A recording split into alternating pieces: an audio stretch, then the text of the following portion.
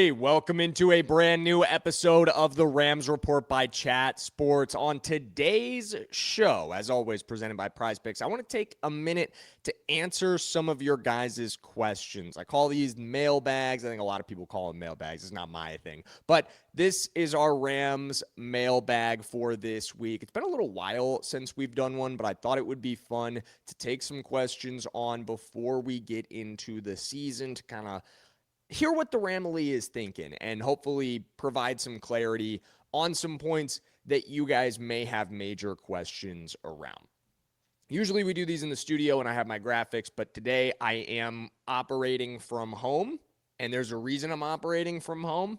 I'm out of the office today, I guess is probably the better word to say, because tomorrow at 9 o'clock Central, 7 o'clock Pacific, we are live, Rams fans, for the Rams' final preseason game against the Los Angeles Chargers. If you've been to either of our first two watch parties during the preseason, then you know what to expect, but it's an absolute blast. We've got live play-by-play for you.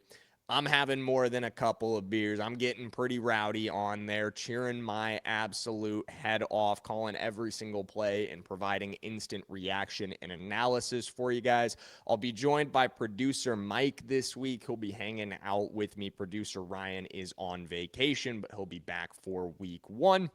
So make sure you guys subscribe. Make sure you guys don't miss our watch party tomorrow evening. But let's jump right into the questions. No further ado on y'all's questions. Let's start with Glenn Total Break. Glenn Total Break, excuse me. Goodness. Glenn Total Break. I'm actually really glad you're taking questions. I wanted to ask your opinion about the Puka contract situation. Do you think waiting till next year or putting the franchise tag on him are options? It's a good question, Glenn. We've talked about this a good deal, but I do think it kind of warrants circling back to at this point, because the last time we really hit deep on Puka was when he switched his agency. And I will say, I was kind of wrong, guys. I expected that agency switch to lead to a quick contract decision, but that has not been the case. The Rams still clearly are not ready to put pen to paper with Puka. However, it's not really the time that they would normally do contracts to begin with. The Rams love to do their extensions in early September, right before the season starts. So that is where I'm watching for a couple of deals to roll through here. Puka could be one of those, but I expect at least one of the 2023 free agents, or maybe Kevin Dotson, will get extended before the start of the season. They're not going to wait until after the season to do everybody, but they may wait on Puka. In short, the answer to your question is yes. All options are on the table right now. I could see the Rams. I will say, let me back up. The one option I don't see them tapping into is the franchise tag. I could see them waiting until after the season. I don't really necessarily think they'll franchise tag Puka because of the friction that the franchise tag often will put between the player and the organization. It's kind of an involuntary thing. It takes away power from the player. It takes away power from the player's agent. It's not generally a move that goes over well with those camps. I expect that the Rams will look to get a long-term extension done here still, but the timing of that could be literally anywhere from early September to middle of the season. If they feel really comfortable then, to after the season is concluded, they can then get with him before the start of actual free agency and get an extension done then. So I know that's not a super satisfying answer, but the reality of it is at this point, nobody knows. Nobody knows except for Puka and the Rams organization where those talks are at. We've heard speculation from a lot of different people in a lot of different directions. None of it is consistent. None of it lines up. And the total takeaway is essentially nobody knows. I don't think there's been a ton of super productive talks between the two sides yet. If I had to speculate, I think it's all kind of getting pushed down the line. And that's okay. At the end of the day, the Rams are looking to see Puka, what I've talked about what I've described as these off the field benchmarks that they want to see Puka clear, these things that they want to see him do off the field, the maturity level they want to see him live up to and do so at a consistent level for an extended period of time. And I do think that's fair given the offseason that Puka had. All right, long answer for that first question. We're going to roll through the others a little bit faster, I promise, guys. But before we do, I got to give a shout out to the sponsor of today's video, and that is Prize Picks, America's #1 sports picks app. Guys, if you've ever watched the Rams Report before or anything Chat Sports, you know that Prize Picks is our presenting sponsor here. They're the reason we get to do this every single day, so we always appreciate them. But I love Prize Picks, guys. I play Prize Picks pretty much every single day, at least every day that there's a game on that I'm watching. It is the best way, the easiest way to turn my ball knowledge into cash. And you guys know I got plenty of ball knowledge. This is a lineup that I'm rolling with for week 1. I'm going with Sam Darnold's discounted projection. All he's got to do is throw for more than half a passing yard. I don't know about you guys.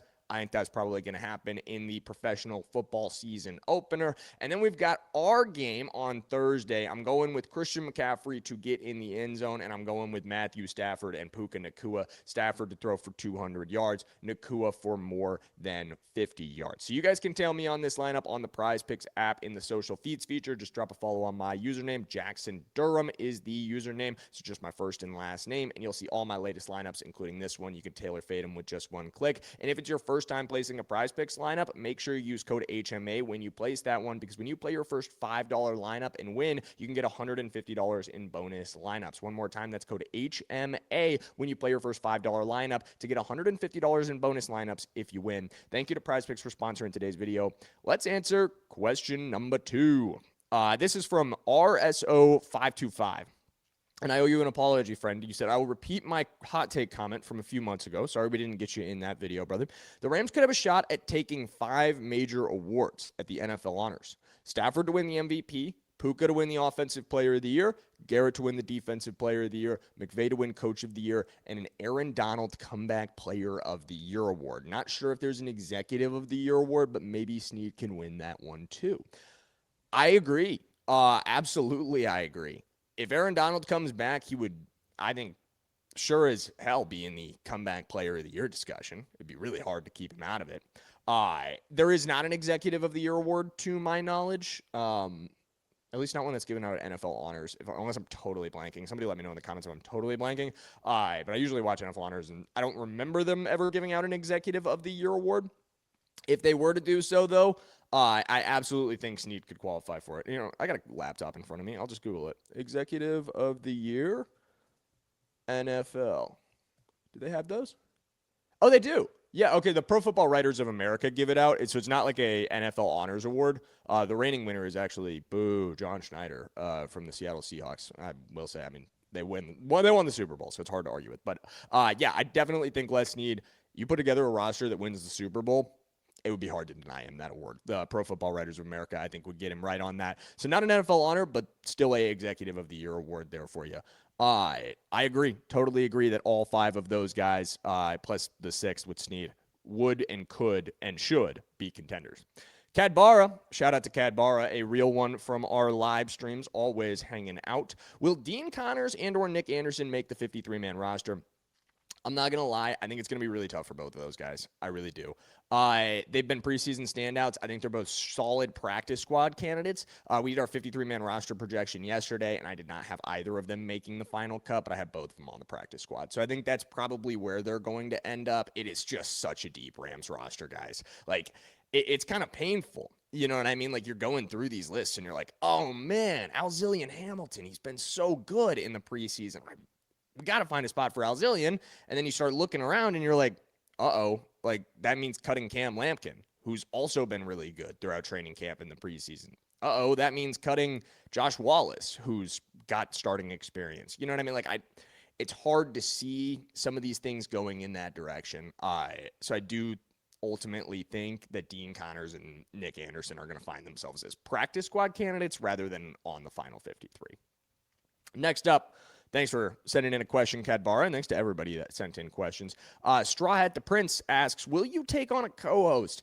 You know, I'm not in the market for a full-time co-host. Our Chat Sports shows are always single-host shows, but I do kind of have a co-host on our live streams. My producers are always hanging out with me. Producer Mike, who also hosts our Jets channel here at Chat Sports, will be hosting or co-hosting, I guess, technically, with me on Thursday. And then producer Ryan, who produces the vast majority of the shows that you guys see, both the VODs and the live shows, he's always hanging out during the live shows. He doesn't talk too much during the VODs. I think we've been talking about like more back and forth shows as we get into the season in ways that we can do that. So like I kind of will have a co-host going forward, definitely on live shows. Ryan's always hanging out. He talks to you guys all the time. I know anyone who's watched the live shows very familiar with Ryan at this point.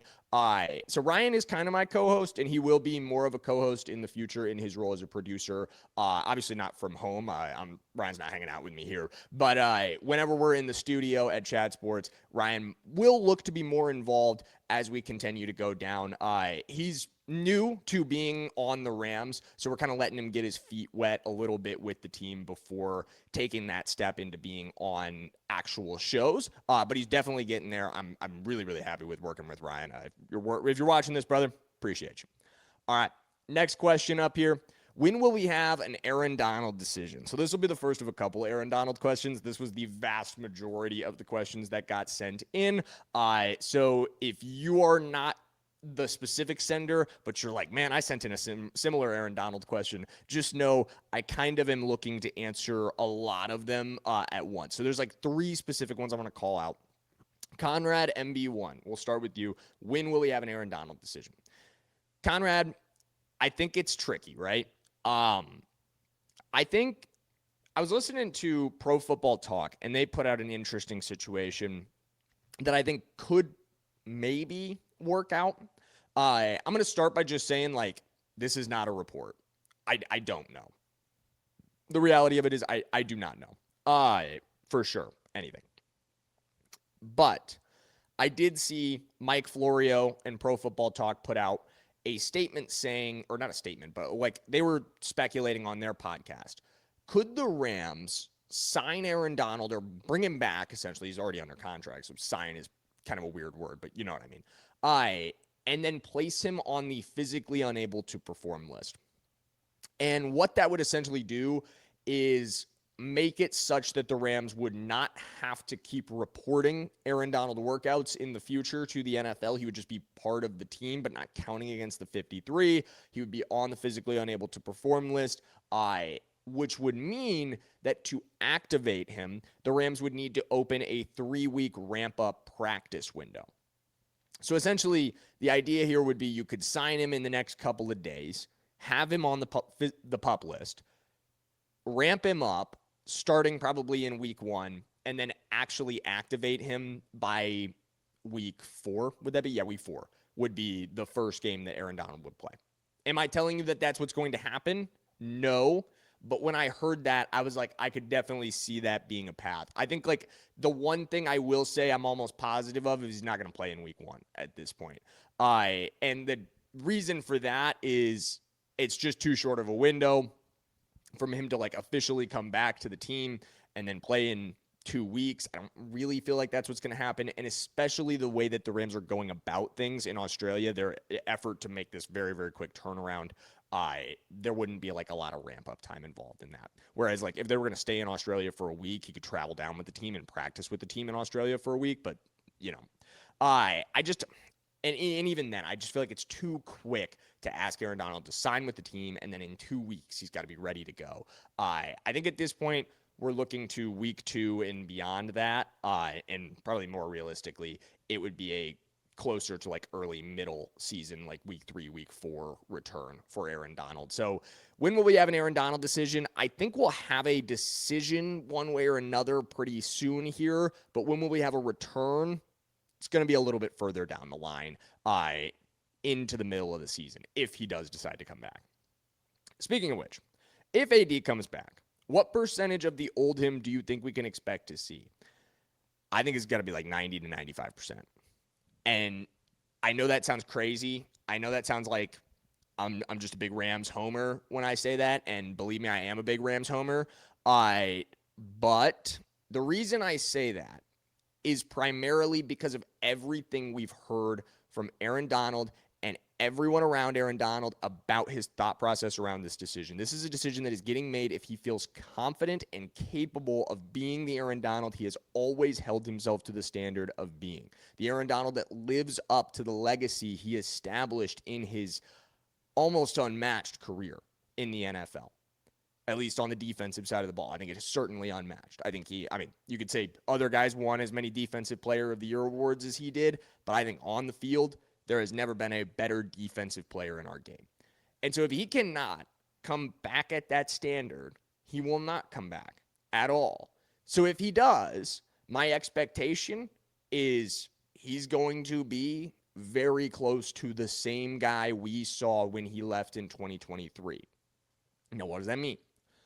2023 was not a 20 sack per season Aaron Donald, but it was still one of the best pass rushers in the game.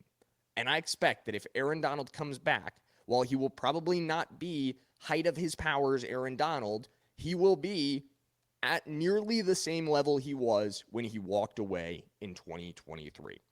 Because if he can't be at that level, he isn't coming back. And that's the reality of it. So if Aaron Donald decides not to come back, which I want to remind you guys is still possible. I'm not here telling you it's guaranteed at this point that Aaron Donald is coming back. I think it's likely. I've thought for the whole time that it's likely, but I've never once said it's 100% guaranteed.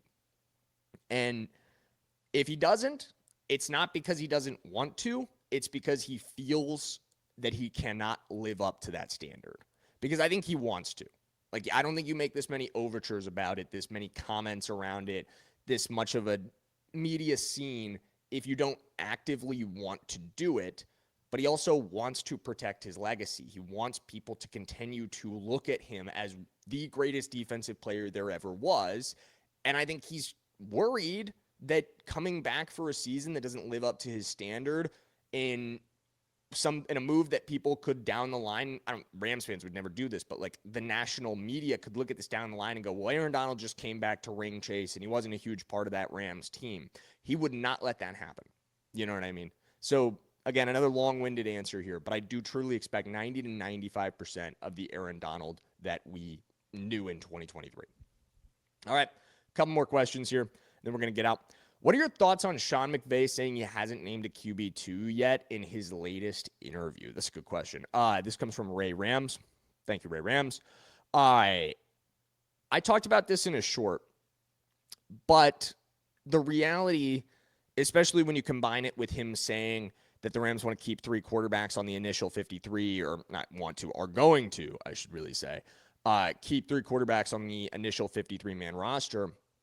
What it just tells me is we're a long way from finalized here in this backup quarterback competition. I think right now it's Stetson as your QB2. However, I think it's going to be something that shifts as the season goes on. I do think on the initial depth chart, it'll probably be Stetson as QB2. That's, I think, kind of the indication we're getting with the announcement that tomorrow night, which, again, just to remind you, we will be live tomorrow night to watch Rams versus Chargers.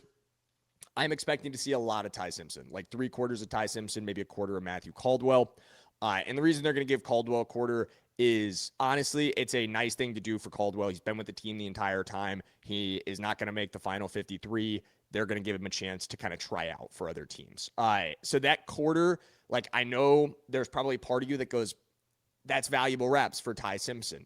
And it is. In some ways, it is kind of like, darn, we're losing some reps for Ty Simpson.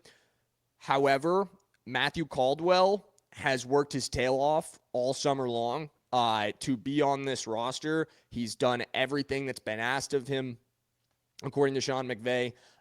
He has not gotten a chance to take a single snap in the preseason. And it happens to guys all the time. The NFL is not about fairness. But I think this is a good thing to do for Matthew Caldwell. It's one of those things that you as an organization do for a guy like this that sends a message to other players around the league and to maybe even future UDFA guys. We take care of our own. You know what I mean? Even if you're not going to be one of us for very much longer, even if you are not going to make this final 53, we're going to do what we can to take care of you and to give you that opportunity.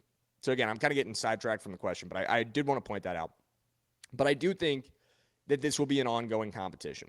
I think Ty's going to get a lot of reps in this game. I don't think we're going to see Stetson against the Chargers. Based off of what I've heard. Granted, if Sean McVay comes out, it's 2 p.m. Central Time, so noon Pacific. If he comes out today after practice and says Stetson is starting, then egg on my face. But I don't think we're going to see Stetson against the Chargers. I think it's going to be Ty for the vast majority of that game, Caldwell to finish. And I think that'll be another opportunity for Ty to look really impressive against a Chargers team that has not been great throughout the preseason so far. And again, if he can continue to build. But the fact that Stetson isn't playing tells me right now Stetson Bennett is the QB2 for this team, and they're looking to protect him in the final preseason game and get some more reps for Ty Simpson. Lastly, I like this question. From Jacob Honnell, what is the Rams' plan for covering tight ends or multiple receivers? Is it to use the nickel? I have concerns if Landman or Spates have improved enough from last year with the coverage skills. Good question. Couple things are going to happen here. Number one, expect to see more Grant Stewart than I think I initially believed when we signed him in the middle of this defense. I expect we will see a pretty solid amount of Grant Stewart as a coverage linebacker instead of just as a special teams guy. I kind of initially projected him mostly just as a special teams guy, but I think he's really earned a role throughout training camp as one of the primary coverage linebackers for situations like this. So that will be a role that he plays partially, but also it's going to be a lot of nickel rotations. There's going to be nickel rotations from Quentin Lake, who will be coming in and playing in the slot. Trent McDuffie is versatile and will play in the slot. There will be, I think those two guys will be asked, depending on the matchup, plus a little bit of Grant Stewart to handle tight ends over the middle to help in those kinds of situations. We've seen Lake play all over the football field.